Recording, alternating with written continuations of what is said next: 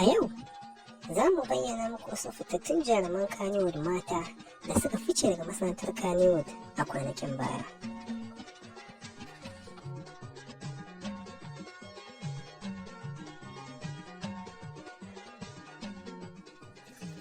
Na farko akwai Khadija Aminu Mukhtar, wacce aka fi sani da Princess Khadija. Khadija dai ta zama jarumar fina-finan Hausa inda ta yi fice har ta fito a cikin shahararrun fina-finai kamar su Hafiz.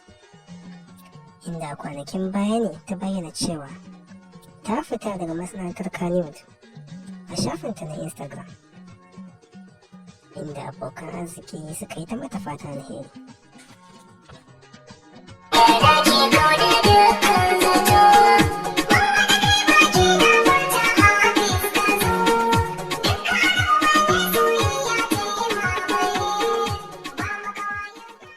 Na biyu akwai jaruma Halima Abdulkadir Adam, wacce aka fi sani da Intisar. Intisar dai ta zama fitaccen jaruma wacce ta zamana banda fitowa a fina-finai, ta zama ɗaya daga cikin jaruman Kannywood mata wacce take koyan ba da umarni da kuma ɗaukan hoto. Ita ma dai kamar waccan ta bayyana fitanta ne daga masana'antar Kannywood a shafinta na Instagram a kwanakin baya. Shi na amare, ki masa zai yi wayo, kuma ki masa kallon nan da yake sa shi wayo.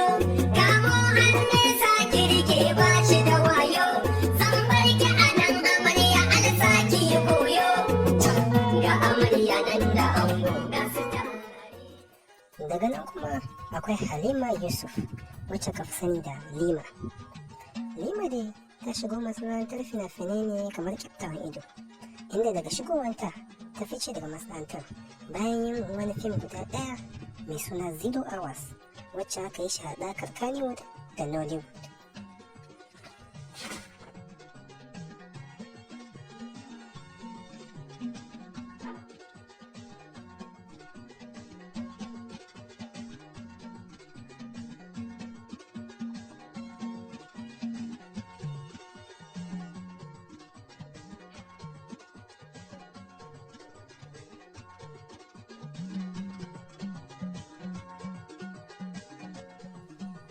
Daga ƙarshe kuma akwai Asma'u Ahmad, wacce aka fi sani da Asma'u Nas, wacce ta yi fice a lokacin da ta yi shirin fim ɗin Nas.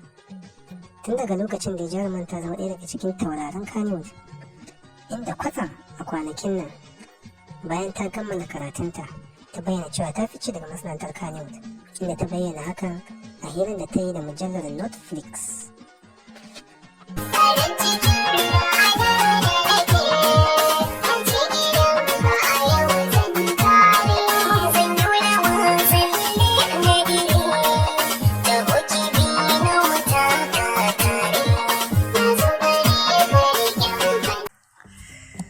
Salamu alaikum, sunana Rahama Sadau. Ku yi subscribing, sannan ka ku manta ku yi liking, ku yi comment da kuma subscribe.